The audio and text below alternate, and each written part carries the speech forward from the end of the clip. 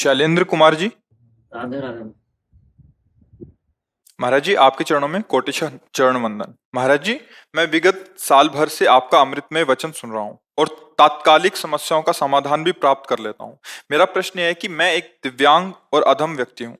मुझे तो एहसास है कि पिछले जन्मों का गलत कर्मों की वजह से ये गति प्राप्त हुई है। महाराज जी, समाज में हम जैसे लोगों को कुछ अलग तरह देखा भी जाता है, परंतु क्या श्री जी हम जैसे अपंग देखो, अधम ये लोगों बात को। तो पहले यही समझो कि समाज में कोई तुम्हें क्या किसी को आदर से नहीं देखता।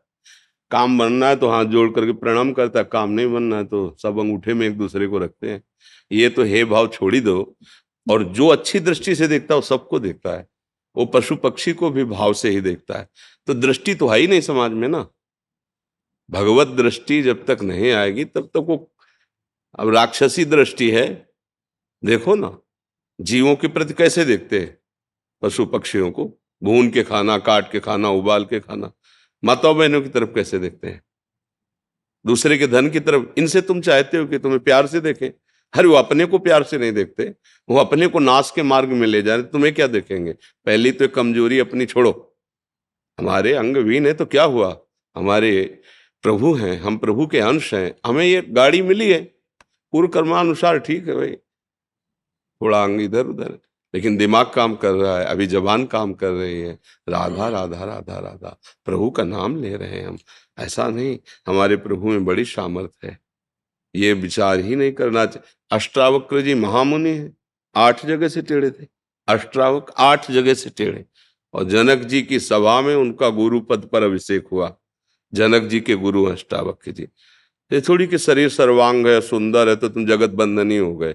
जेल में पड़े बड़े सुंदर और शरीर स्वस्थ वाले, नहीं पड़े तो नालियों में पड़े शराब पिए इधर उधर, कोई खास बात नहीं। ये हम आपके उत्साह वर्धन के लिए कह रहे हैं और सत्य विषय कह रहे हैं। ये तो कभी कमजोर समझना ही नहीं चाहिए कि हमारा अंग खराब है या हमारे धन नहीं है या हमारा रूप ठीक नहीं है तो सब हम समाज का सम्मान प्राप्त करने थोड़ी निकले हैं। मानव देह का उद्देश्य अपने कर्तव्य को कर्म करते हुए भगवान समर्पित करके भगवान की प्राप्ति करना। और जा पर कृपा राम की होई, ता पर कृपा करे सब कोई। फिर ये बात सब ऐसे निरुत्साहित हो जाना, अपने को ये समझ लेना कि मैं बड़ा भाग्य हूं। नहीं, हम भाग्य का निर्माण करने के लिए मानव देह प्राप्त किया है। ठीक है, हमारे हाथ पैर नहीं काम करते हैं, लेकिन हमारी जबान अभी काम कर रही भगवान की कृपा से। तो राम राम, कृष्ण कृष्ण, हरि हरि, राधा राधा, आप जगत पावन बन जाएंगे, जगत को मंगल करने वाले। ये भगवान के अंश में कोई फर्क है क्या, जो हम में वही आप में है।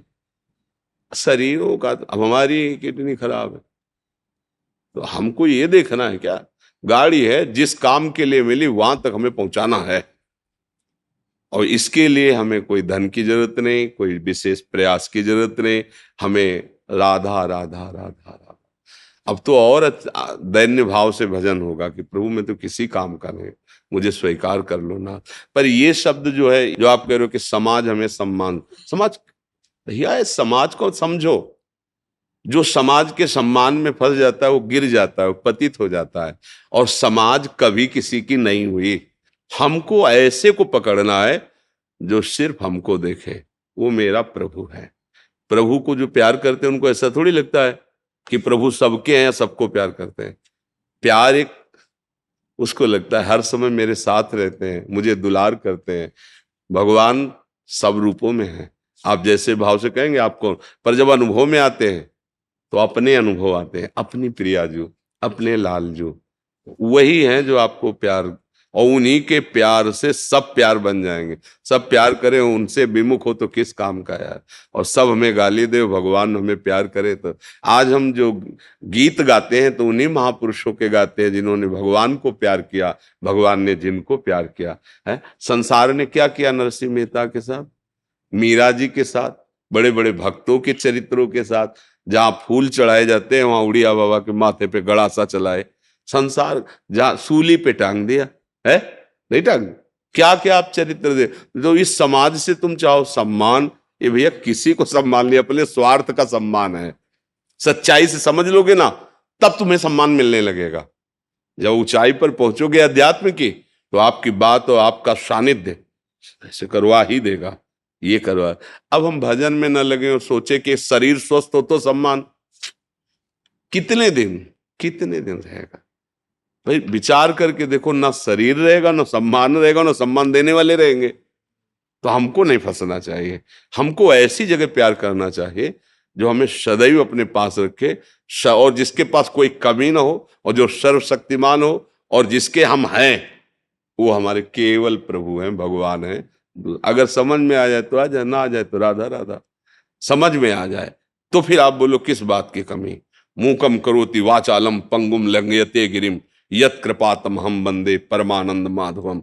जो चेतन का जड़ करे, जड़े करे चेतन, अस समर्थ। आप भजन करके देखो, भजन का प्रताप उदय हो। ये हाथ पैर क्या चीज है, दिव्य सिद्धियां उसकी सेवा में आ जाती है। गोद में उठा के जहां से तापों पत्थर में प्रवेश कर जाए। पर अगर इन सिद्धियों की तरफ चले तो फिर भगवान नहीं मिलते। इसलिए जो भगवत प्रेमी महात्मा है उनका प्रयोग नहीं करते। नाम जप करो भैया, और उत्साह से। भगवान के बच्चा हो, भगवान के अंश हो। शरीरों का क्या, जिनके स्वस्थ है 2 मिनट में एक्सीडेंट हुआ, फैल गए रोड में, इन शरीरों का कोई अभिमान? किस बात का अभिमान? एक झटके में खत्म हो जाने वाला शरीर है। तो जैसा मिला है, ये जरूर है कि हमारे कर्म के अनुसार मिला है। अब हमको हारना नहीं है अपने जीवन में। मतलब एक हमारा शुरू से जिद्दी स्वभाव रहा है, कोई पूर्व जन्म का ऐसा प्रताप रहा है कि हारना नहीं सीखा। मर जाना अच्छा है, हारना अच्छा नहीं। ये हमारे स्वभाव में बैठा रहा। तो जहां हमें मन हराने की कोशिश करता, जहां हमें पिछाड़ने की कोशिश कर, बस जिद्दी स्वभाव, नहीं, हम भय से नहीं हारेंगे, हम भूख से नहीं भागेंगे, हम अपमान से नहीं भागेंगे। हमें भगवत तत्व प्राप्त करना है, चाहे जितना कष्ट सहना पड़े। बस उसका ये है कि किसी भी तरह का कोई भी कष्ट हमें स्पर्श नहीं कर रहा है। सब शरीर में अब भी वर्तमान में है, दुनिया के सब कष्ट हैं, लेकिन भगवत कृपा से हमें कोई कष्ट नहीं। एकदम निश्चिंत, एकदम बेपरवाह, आनंद में। वही हम सब बात बता रहे हैं। यहाँ कोई औषधि नहीं पहुंचा सकती जहां हम बात कर रहे हैं। यहाँ कोई डॉक्टर नहीं पहुंचा सकता, कोई सलाहकार नहीं पहुंचा, नाम पहुंचाता है। भैया एक ऐसी औषधि है, भगवान नाम, भगवान का आश्रय। विपत्ति आएंगी, कर्म के अनुसार लीलाएं होंगी, पर आप डरोगे नहीं, आप प्रसन्न रहोगे। आपको हर समय दिखाई देगा कि भगवान हमें दुलार कर रहे हैं। प्रहलाद जी से असुर बालकों ने पूछा कि आपके साथ इतना, मतलब हिरण्यकश्यप का दिमाग काम नहीं कर रहा था कि मरेगा कैसे ये, हर उपाय करके हार गए।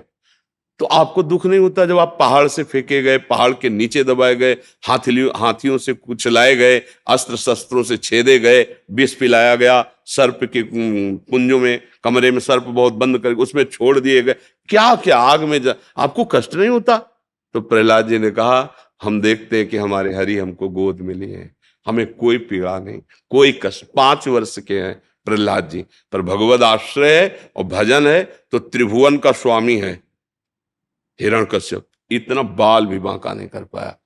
हम उन भगवान के उस भजन में लगे जहां ऐसी भारी विपत्तियों का जाल बिछा देने पर भी प्रहलाद जी कह, मुझे कोई कष्ट नहीं है, मुझे, मेरे ऊपर भगवान की बड़ी कृपा है। और जब वो प्रहार ही करना चाहा तो भगवान खंभा फाड़ के प्रकट हो गए, नहीं हो गए? और ऐसा भयंकर रूप कि कहीं पढ़ा लिखा नहीं गया था कि भगवान का ऐसा रूप है। बड़े सुंदर भगवान है, लेकिन क्रोध आवेश में नरसिंह अवतार धारण किया, कांप रहे थे बड़े बड़े लोकपाल। वो भगवान हमारे लिए ही तो क्रोध धारण किए थे, भक्त के लिए ही तो धारण किए थे। बस भगवान का आश्रय और नाम जप, यही भक्ति का स्वरूप है। अगर हम भगवान का नाम ले आज से, ये सब कमजोरी मिट जाएगी। आप दिव्य हैं, भगवान के अंश हैं। शरीर को लेकर आप इस बात में निराश हो, जीवन व्यर्थ चला जाए, बिल्कुल नहीं, ऐसा नहीं। बहुत कृपा है आपके ऊपर कि कम से कम शरीर से आपकी आसक्ति नहीं होगी कि यह बेकार जाएगा। और जिनको रूप सुंदर मिला, स्वस्थता मिली, वो इसमें आसक्त होकर पापाचरण करते हैं, दुर्गति प्राप्त करते हैं। तुम बिल्कुल निराश मत हो, बहुत प्यार, तुम्हारा जीवन बहुत अच्छा है। बस राधा राधा राधा राधा, जो बने जैसे बने। और भगवान हर जीव का पोषण करते हैं। पूरी सृष्टि में भगवान सबकी सब व्यवस्था कर रहे हैं। कोई ऐसा नहीं है जो अव्यवस्थित है। अपने दिमाग से हम अव्यवस्थित हैं, जहां हमारी सोच है वहां हम अव्यवस्थित है। भगवान की तरफ से देखो, फ्री ऑक्सीजन, पृथ्वी में फ्री रहो, जल, जो आकाश, जो भगवान की व्यवस्था देखो, सब फ्री एकदम। प्रकाश, ये 2 4 6 घंटे जलाओ लाइट तो उसका बिल आता है। भगवान सूर्य सुबह से प्रकट हुए, शाम तक प्रकाश, घर कोठरी सब अंधेरा नष्ट, सब रात्रि में चंद्र भगवान शीतलता, सब तो भगवान की तरफ से तो हमें सब फ्री और कृपा मिली। हमारे विचार जो हैं वो हमको दुख दे रहे हैं, जो हमारी विचारधारा चाहते हैं वो हमें परेशान किए। आवश्यकता तो पूर्ति भगवान कर रहे हैं, तो ये भी ना सोचे कि अब हमारे हाथ पैर खराब है तो हम कैसे जिएंगे। बहुत अच्छे से भगवान व्यवस्था करते हैं सबकी, कोई भूखों नहीं मरता। हाँ, अपने विचार से आप मर सकते हो। अगर आपके आचरण ठीक नहीं, आप गंदे विचारधारा वाले हो, अगर आप भगवान के आश्रित हो जाओ भगवान के, तो ये हमारा विश्वास है कि कहीं से भी हो आपको भोजन मिल जाएगा। केवल भगवान के आश्रित हो, वो व्यवस्था कर देंगे। अगर किसी और का आश्रय लिए हो तो भूखे रह सकते हो। जो हमारे अमुक रिश्तेदार हैं, अमुक मित्र हैं, अमुक वो लाएंगे तो भूखे रह सकते हो। और जो केवल भरोसा है उस तो राम का भरोसा भूखा मरता नहीं। भगवान का जिसे भरोसा, भैया हमें तो ऐसा लगता है सर्वलोक महेश्वर, अखिल ब्रह्मांडों के स्वामी भगवान का नाम ले ले और आश्रय ले ले, यही मनुष्य जीवन की सफलता है। और इसके लिए कोई विशेष आवश्यकता नहीं कि हम स्वस्थ ही हो, हमारे पास धन ही हो, हम बहुत विद्वान हो। सीधी बात, हम जैसे हे प्रभु आपके हैं, राधा राधा राधा, पक्का उसका कल्याण हो जाएगा। जब अपने पुत्र के बहाने से पुत्र को पुकारा था मरते समय नारायण, तो भगवान के पार्षद आ गए, भागवत में प्रसंग है, और वो परम धाम को प्राप्त हुआ। वैश्यागामी नीच आचरण करने वाला अजामिल, तो यार आप तो जानबूझ के नाम ले रहे हो रामकृष्ण हरि राधा, फिर आपका कल्याण क्यों नहीं होगा? वो तो अपने पुत्र को बुला रहा था मरते समय, तब उसका कल्याण हो गया। तो तुम तो जान के ले रहे हो ना, राम राम कृष्ण कृष्ण हरि हरि राधा राधा, फिर तुम्हें विश्वास क्यों नहीं कि तुम्हारा कल्याण हो जाएगा, तुम्हारा मंगल हो जाएगा? इसलिए आश्रित रहो, ठीक है ना जी।